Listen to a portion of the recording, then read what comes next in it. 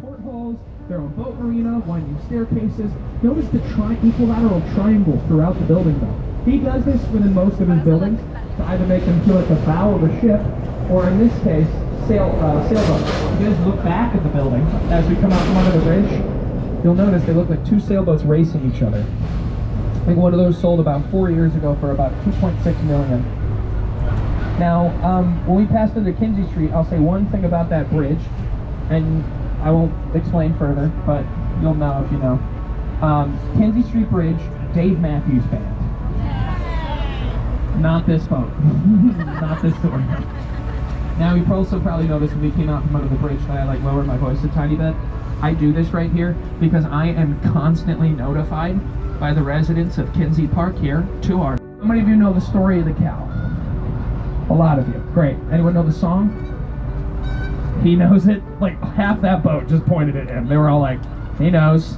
Did you go to camp? Now, yeah.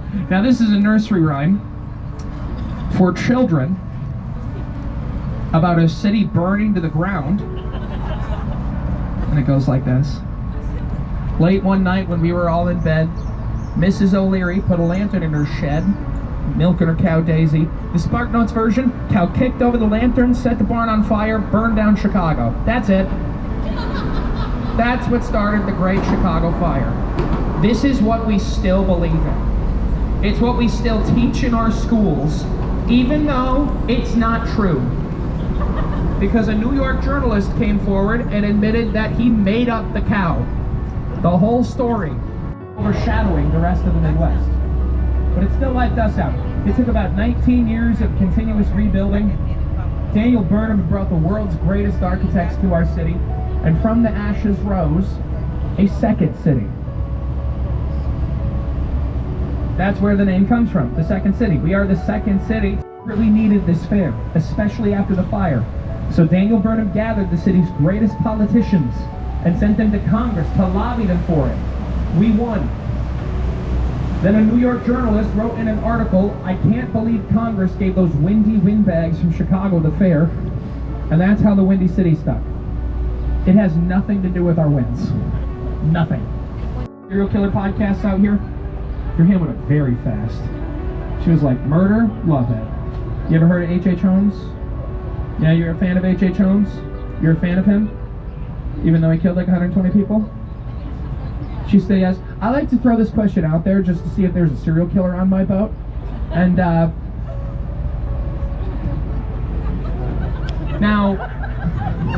you're just selling her out too.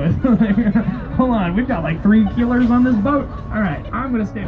You're gonna see the 150 North Riverside by the Getchin Partners. Look at this bad game of Jenga.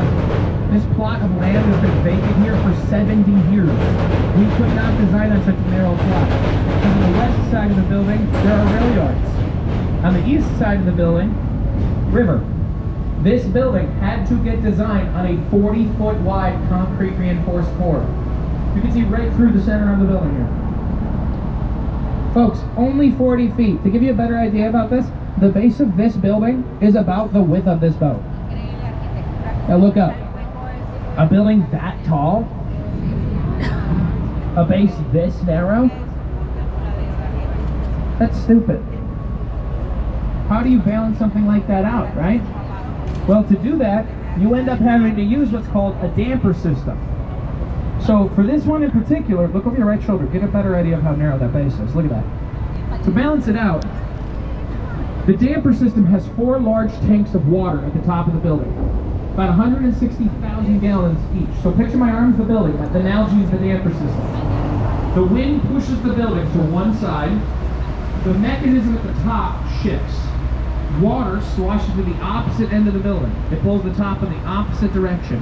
It balances the whole building out. It operates as a counterweight system. Most buildings do this now. They have counterweight systems like that. Some use weighted pendulums in the center of the building to essentially do the exact same. 2 North Riverside Plaza by Hullabard and Root. Now this was the most popular style of architecture back in the 1920s and 1930s. It's known as the Art Deco style.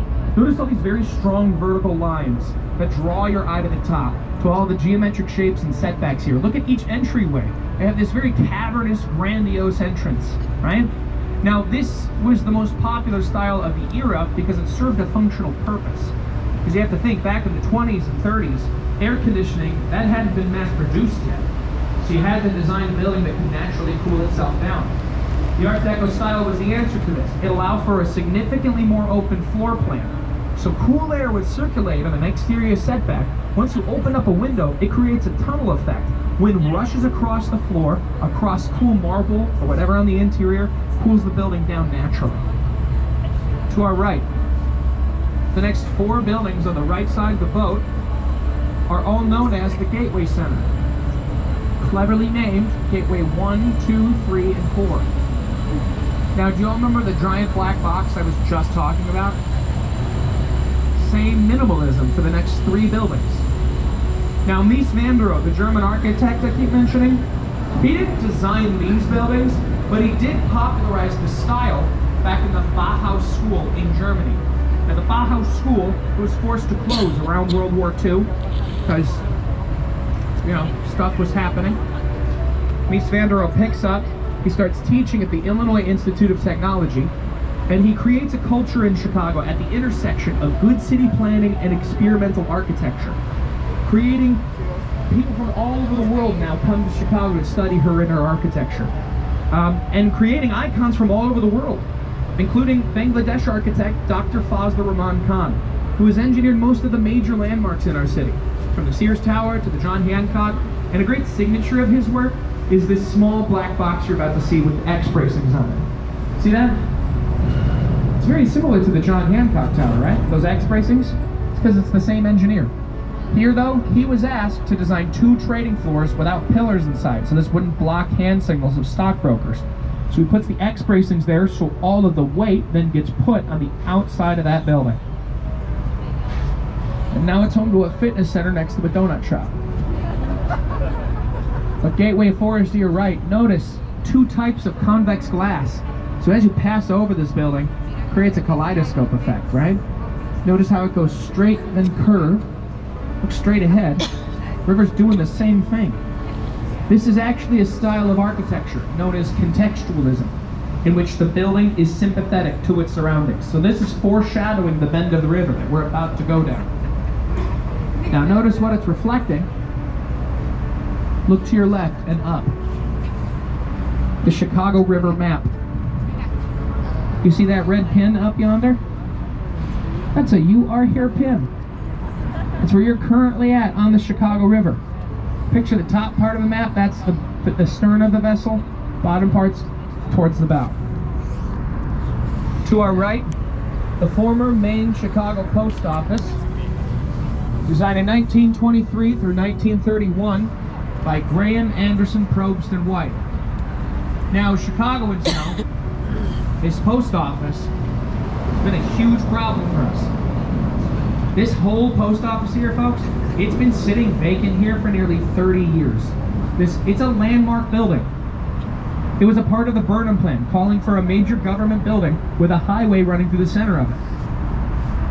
Look, the I-90, I-94 goes right through the center of the building.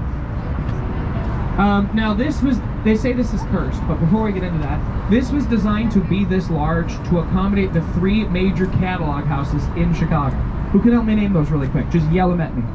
Nowadays, right, they caged up this facade here, because this is the facade that faces the lake, so wind, snow, ice, rain, all of that just damages this facade here.